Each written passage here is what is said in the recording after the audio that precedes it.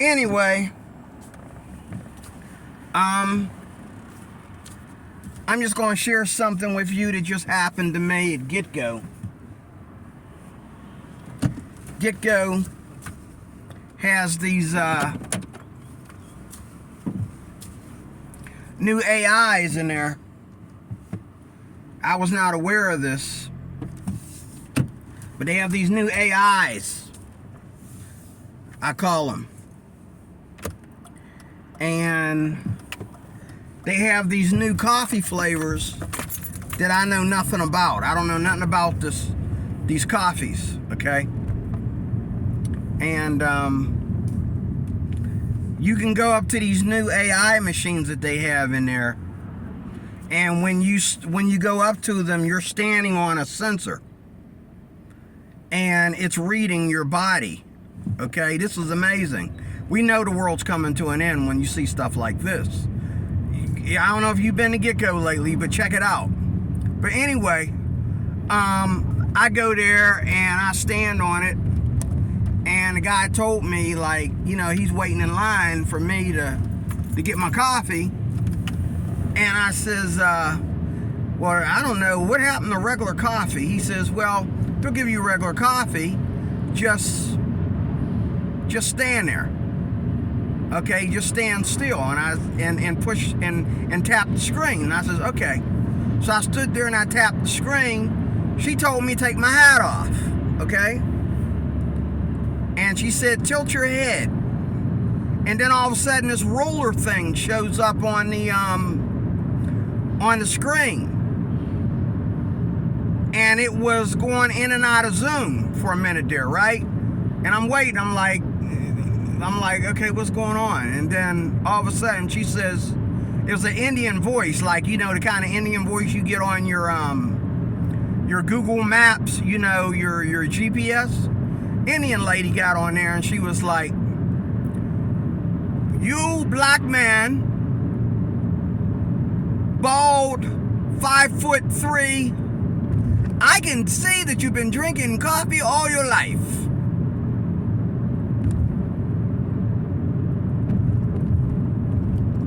And the next thing you know, she disappears and the screen shows me how to put the coffee up under the hickey, and hello, it was indeed regular coffee. I couldn't believe it. Like, wow, is this really happening? Yes, this is really happening. You know, I couldn't believe it. So, you know, they got those at GetGo now, you know. That's crazy. That's like awesome. Like, you know, the world's coming to an end when you got something like that going on. So I encourage you to go to GetGo. And now they got these machines, wherever these machines are located, if you are confused in any way about what you want to order, they will read your body language and tell you what you want to order, or they'll read your body language and tell you what they think you want to order. Okay, but she did give me regular coffee. She even gave me the right amount of sugar. Like, how'd you know that I only put 3 sugars in my coffee? Like, wow, that's amazing. Like, that is amazing. Okay, what else I want to talk about real quick? I want to talk about Napoleon Syndrome versus that other thing, because is it true that they say, how they say it in science, like, for every act there's a reaction or something of that nature, you know? Anyway, there's this guy at work who he's real tall, and when he has this weird behavior around me, like I was working there before him. Okay, I was already working there before him. He was working in a different department. He finally joined our department because, you know, problems with his hours or whatever. Okay, and I'm like, okay, I'm cool with everybody. I don't look down or up. at anybody to the point of where I don't like them or I think they're a threat to me or anything. And there's other people that I work with that are just as big and tall as he is. And he's not big. He is losing weight very good, but, you know, he's a pretty crispy dude. I'll put it like that. He's kind of crispy. You know, he shouldn't have his head so big, with that crispy look, that blackened chicken look, okay? But there's something about me he don't like about me or whatever, and I talk to everybody, and if there's a problem, I fix it, because, you can talk to me and be honest with me. And there's people who got up in my face like they wanted to fight, and I was like, this is the last time you're going to get up in my face. I guarantee you won't ever get up in my face again. You know what I'm saying? Because people do that with your people. And I'm used to it. I've been through it all my life. Everybody wants to resort to threats and play the tough shit, play them tough games whenever, they don't, whenever they disagree with a guy of my stature. And you don't need to do that. All you need to do is talk to me. We can talk things out and make it work. But no, you need to show me how tough you are first. And do it that way. And then what happens? I got to take you to somebody that's higher than you. Whether they be a woman, and that's bad. If I got to take you to a woman and let a woman put you in your place because you bigger and taller than both of us. And you don't know how to act.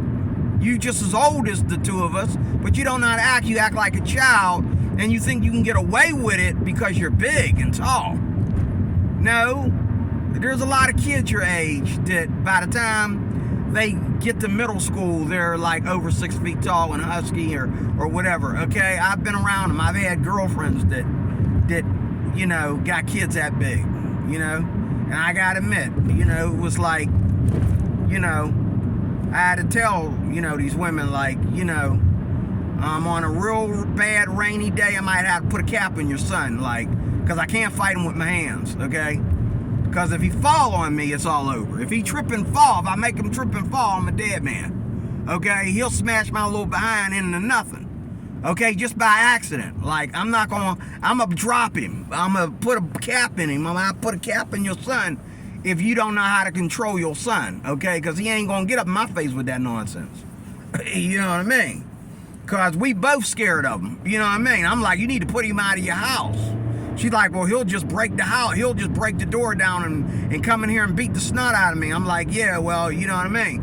He ain't gonna beat the snot out of me because I'll be in jail for murdering your son in his own house, He ain't gonna come in here and beat the snot out of me. I ain't playing that, especially from some rebellious little brat. He's a big brat, but he's a little brat, I'm not trading places with him like that. But, this guy at work, he got what I think is big man syndrome. And he doesn't get along. It's not just me. It's other people.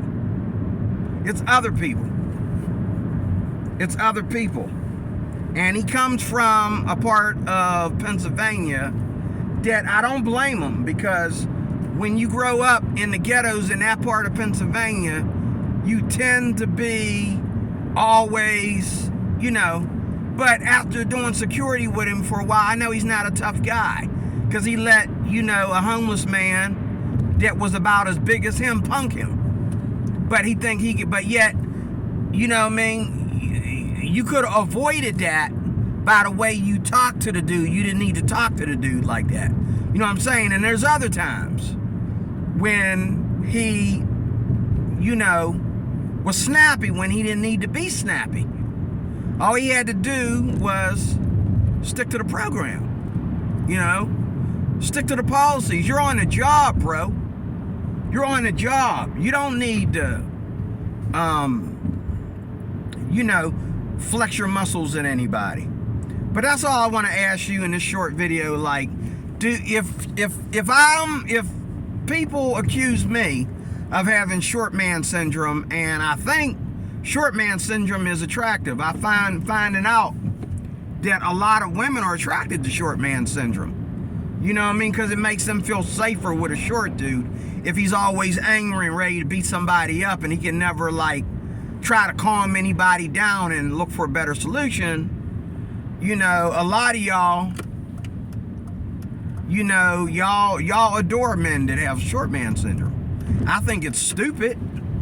You know what I mean? Because in the event of where I do want to use my fists instead of my mouth to calm things down, if I get the snot beaten out of me, okay, it you know what I'm saying? You know what I mean? It really looks bad. There's nothing like, okay, it's one thing if you're completely innocent and somebody beats the snot out of you.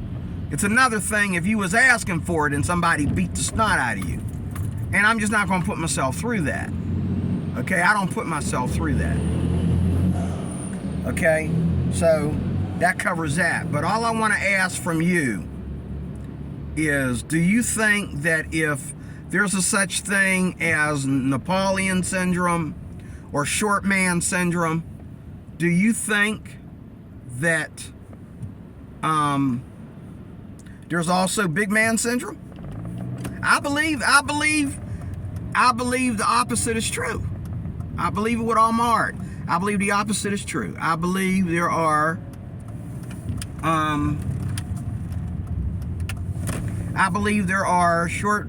there are a lot of men who have Napoleon syndrome, and that's because they think that they gotta make people respect them.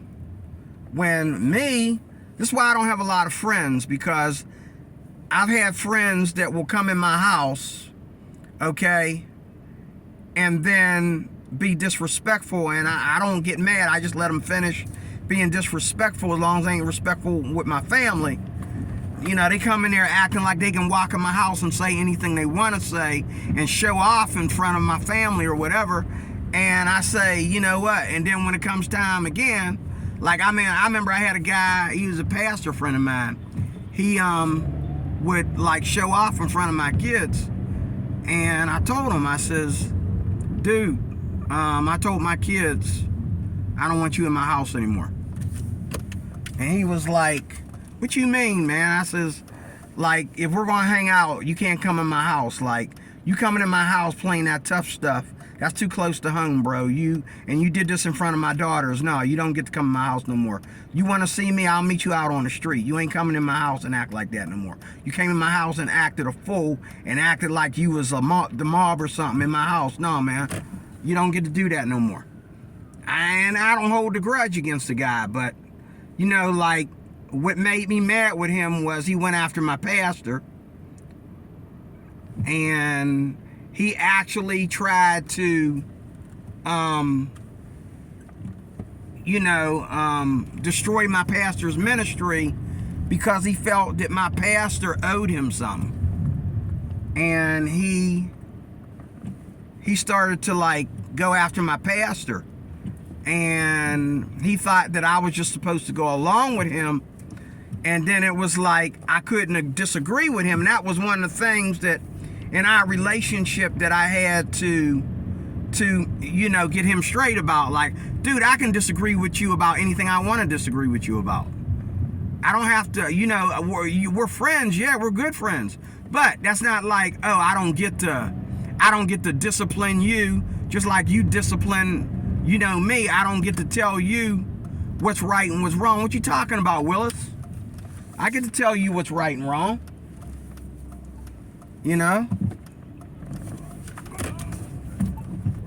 Dude.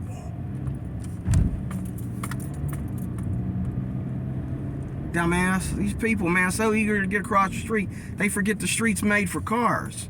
Oh, shit. Look at this mess. Now you block this off.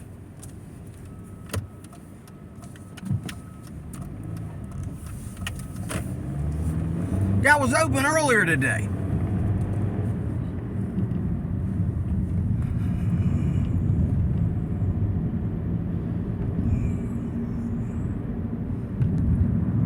But anyway, in closing, I just wanted to run that by you. Do you think that there's also big man syndrome? Because I do. I believe there is big man syndrome. I believe it's a serious thing, and I think people should talk about it more. You know, nobody's talking about it. Okay? Nobody's talking about it. Nobody's talking about big man syndrome. Okay? Nobody's talking about it. And I think people should talk about it because it's a real issue. And I found that out in my life. Like, I've worked with people in my life that till the day that, you know, and short man syndrome goes along with that, because there's guys that are taller than me, but they're only 5'5", and they've been teased and bullied throughout their life by their family and friends for being short, because everybody in their family's bigger than them or whatever. Me, not so much of that. I just run into people to treat me like that, okay? But, what do you think? Do you think that, that big man syndrome is an issue, or do you think that big people are never overconfident or underconfident, and they go after short people for the things that they can't achieve, or, you know, they hate when short people show them up or act more mature than them or whatever? You know, what do you think? Okay, I want to know what you think. I am D. Cruz. I am your life applications officer. I'm going to close this video out right now in Jesus' name. Okay? God bless you.